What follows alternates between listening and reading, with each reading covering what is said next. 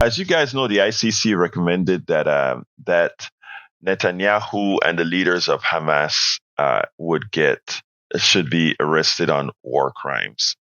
I want to remind everybody, we all signed international laws, etc. A war crime, the collective punishment of a group, is a war crime.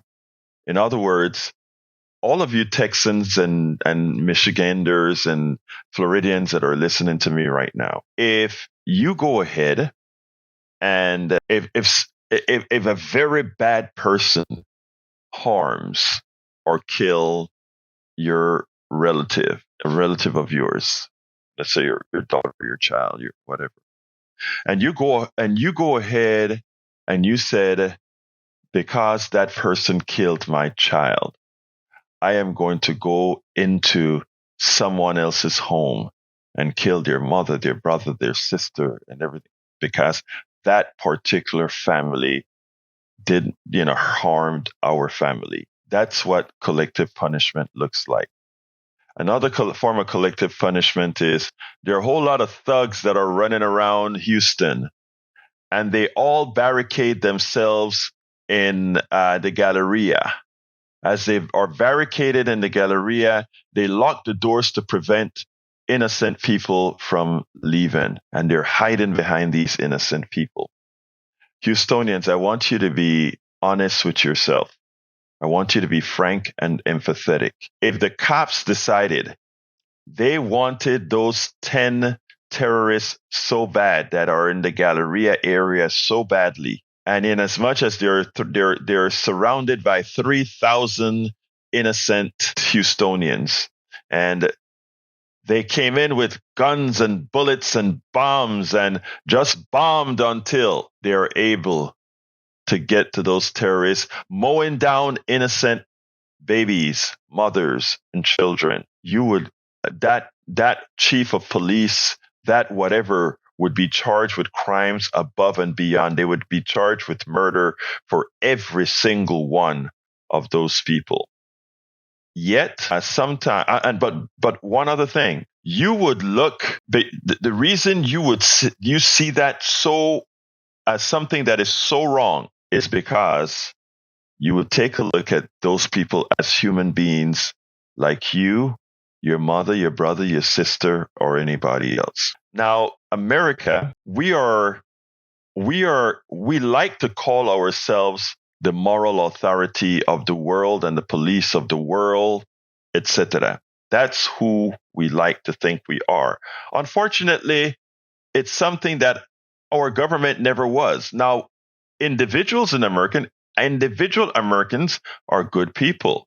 Most Americans are good people. I mean, if you doubt it, look at what happened during this our huge power failure, where 1 million Houstonians were out of power. People with generators were throwing over lines to help each other. My generator is running. I need your refrigerator need to run. We give you some power to run your refrigerator so your food don't spoil. I saw all kind of good deeds being done by Americans. Americans are good people, but there's a militaristic flaw in our leadership. In our leadership that's full of testosterone is what I've always said. Why we probably need women to take the power on right now, because for some reason in general, maybe it's because women bear children, they don't have that machoistic killing spirit. Before we even talk about Israel, I'm from a country called Panama, and this still hurts to the core. Bush number one, we had a Panamanian general named Manuel Antonio Noriega. To the Americans, he was loved for a long time. While he did deeds for the CIA, they looked the other way, as he was also allowing the financing of drugs through banks in Panama and many other things that he did. But for the Panamanian people proper, one dictator here, one dictator there, no big deal, etc., etc., etc. But that's the one person that when the first time he told no to the United States, they said, "How dare you?" And then they decided, now we're going to be serious about charging you for selling drugs to willing Americans who want to buy drugs from you. Well, he wasn't selling the drugs, he was facilitating the drugs. So the personal responsibility, we won't try to talk to Americans with that individualistic personal responsibility message. We'll come and get you because you're facilitating drugs to America. And to get that one person, according to the American government, 1,000 Panamanians got killed in that war, that semi-war. According to the UN, I think it was 4,000. Those of us who live in Panama understood that the places where the C-130s, the stealth fighter as it was being developed, and many other assets killed 10,000 Panamanians. A lot of people don't like when I use that number because they say, oh, you're hyperventilating. No, it was 10,000 Panamanians that were decimated by bombs, just as Israel has decimated much of Gaza. But in the case of Panama, there were several blocks decimated in areas that we had the Cuartel Nacional de Panama, Cuartel Nacional in Colón, and David. In other words, these parts of Panama and David that had the security guard. We didn't have a military security guard. They called them La Guardia Nacional, the National Guards. That's where America came and blasted and blew up everything. I watched as my father was running under his bed like he was a chicken because of the missiles flying over Arcoiris to get into Colón and hit the Cuartel. You know, America can fire bombs from 3-4 miles away to hit the targets that they want. And they did that back in 1989. And my town, Colón, thousands of people died in not Marañón, but in Panama City. I don't remember the subdivision. Thousands of people died. The tenement buildings that surrounded the Cuartel Nacional, thousands of people died because they lived in tenements, but they were expendable. Nobody considered them human beings in the United States. And when the war was over, they kept the reporters out. They bulldozed everything, put it into mass graves, etc.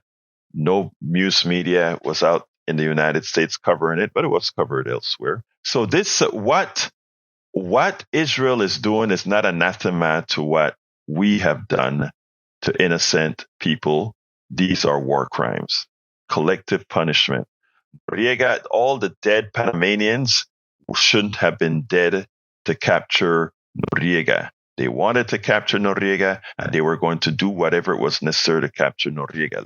Back now to Israel. The same is occurred. What Hamas did was terrorism, criminal. It was horrendous. 1,200 innocent Israelis murdered, killed, terrorism. And in response, Netanyahu and the IDF goes into Gaza.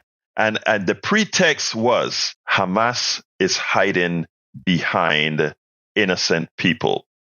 Remember the Galleria in Houston? Would we allow our police forces or National Guard to blow the crap out of the Galleria to get those 20 or 30, 40 or 100 terrorists that are hiding behind 3,000 people? Would we sacrifice those 3,000 people? We know we sacrifice Panamanians to get Noriega, one person.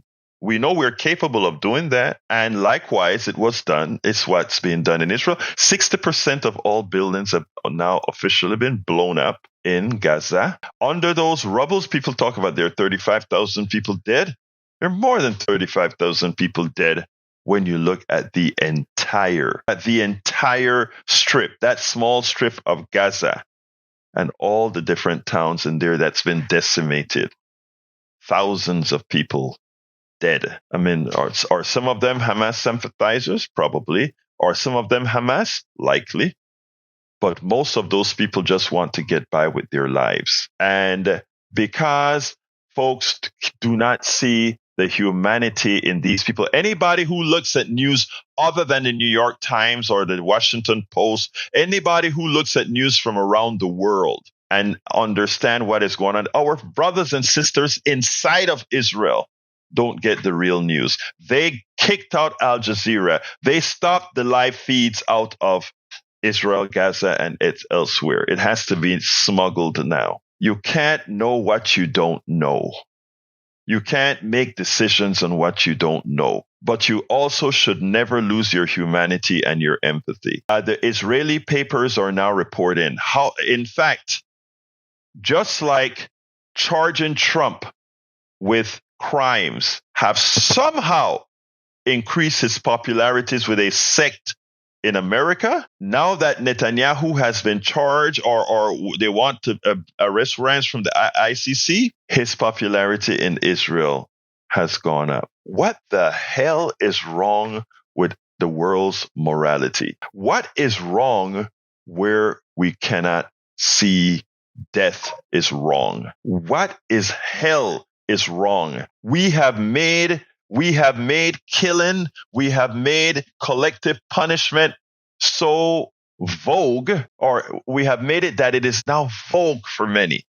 What is wrong with humanity? The people in the newspapers are saying, how dare them put Netanyahu at the same level with Hamas? All I say is open your eyes. Open your eyes.